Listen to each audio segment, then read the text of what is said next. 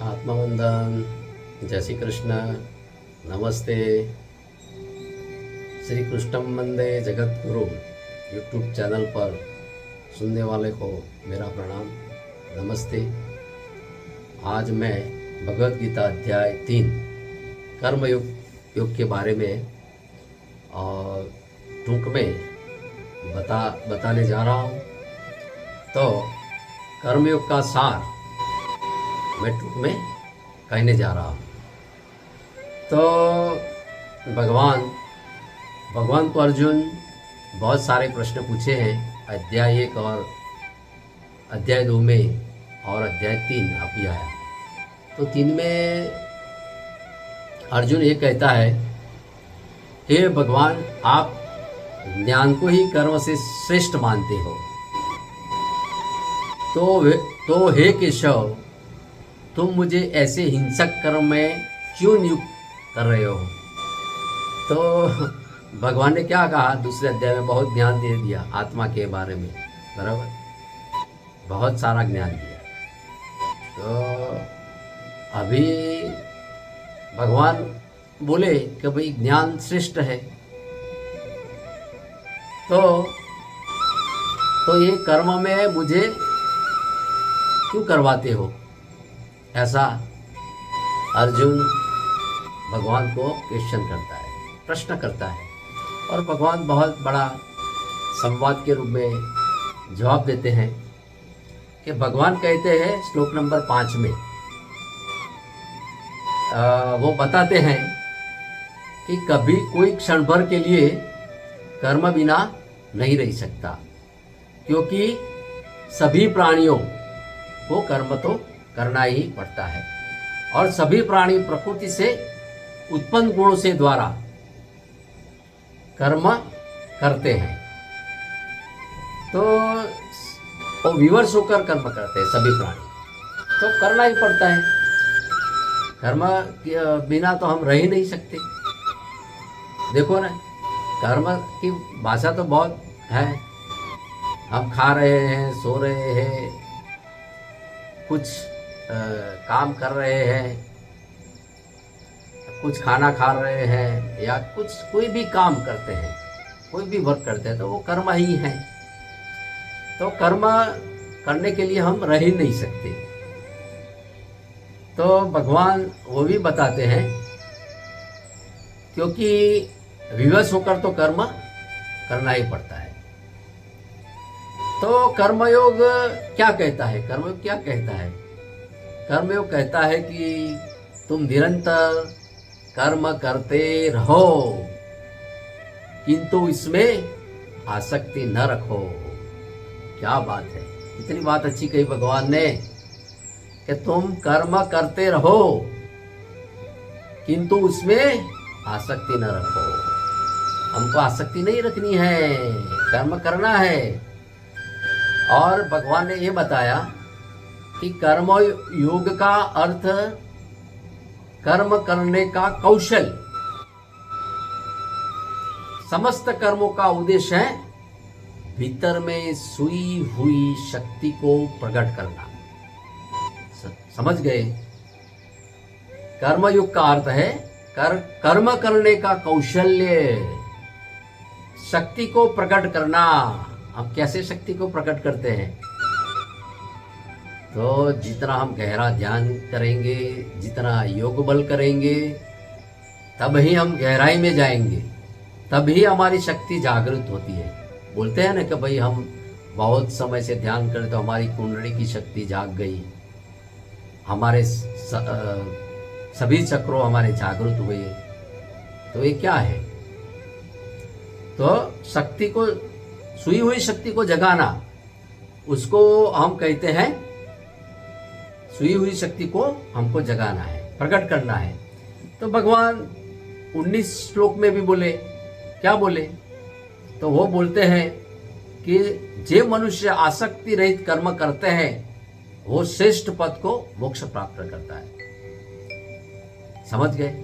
मोक्ष तरफ जाना है तो क्या करना पड़ेगा?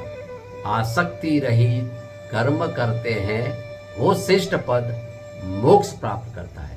भगवान ने स्पष्ट 19वां श्लोक में बोल दिया है। और भगवान ने 37 का श्लोक भगवान ये भी कहते हैं कि काम है, यह क्रोध है, यह लोभ है, ये रजोगुण से उत्पन्न होते हैं। जो काम है वो कभी तृप्त नहीं होने वाला। काम जो है ना वो कभी तृप्त नहीं होता है कभी काम वासनाएं तो उसको तृप्त करने के लिए क्या करना पड़ता है? तो भगवान ये बोलते हैं कि जो तृप्त नहीं होने वाला वो महापापी है। हे अर्जुन, उस काम को तू वैरी समझ। तो हमको एक काम को क्या करना है? वैरी समझना है। ये काम, लोभ, वो अहंकार, ये सब क्या है? हमारे शत्रु है। उसको हमको निकालना है। उसको, वो हमारे वैरी है तो उसको दूर करना है।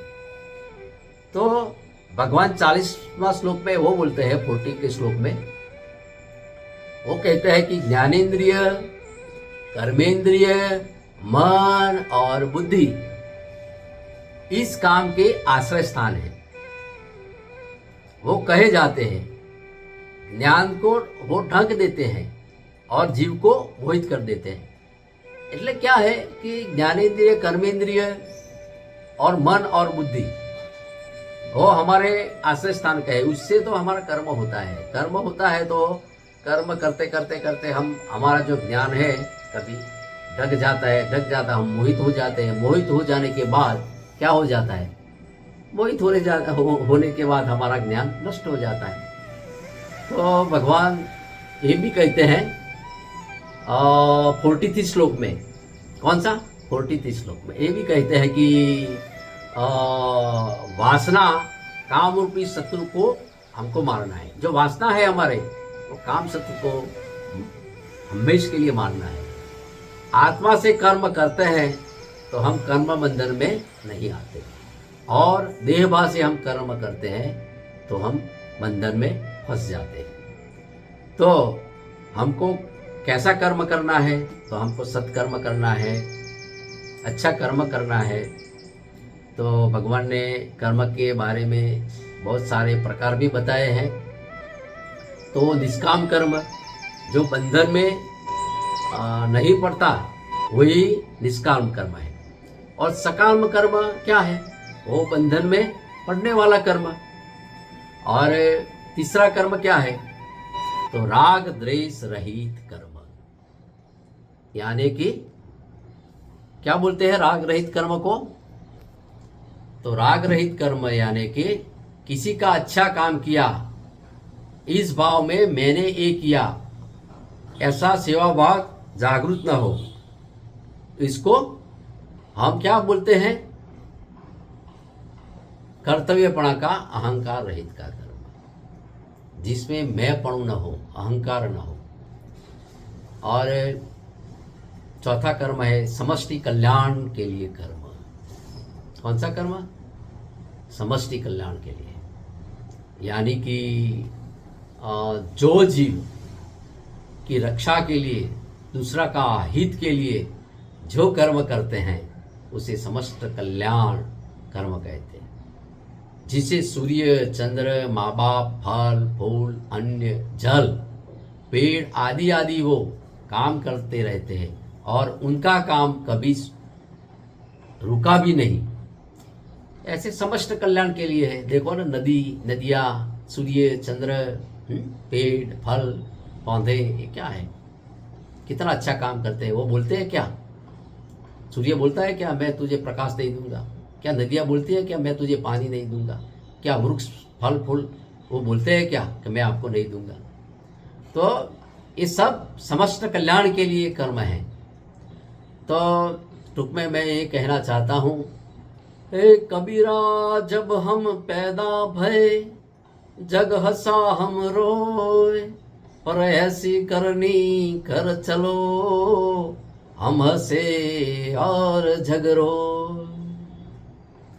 तो अंत में मैं ये कहना चाहता हूँ कि जो व्यक्ति धन या अन्य किसी प्रकार की कामना न रखकर कार्य करता है, वे ही सबसे उत्तम कर्म करता है वो ही सबसे उत्तम करता है। तो बस अस्तु। ओम कृष्णं वंदे जगद्गुरुं, कृष्णं वंदे जगद्गुरुं, कृष्णं वंदे जगद्गुरुं।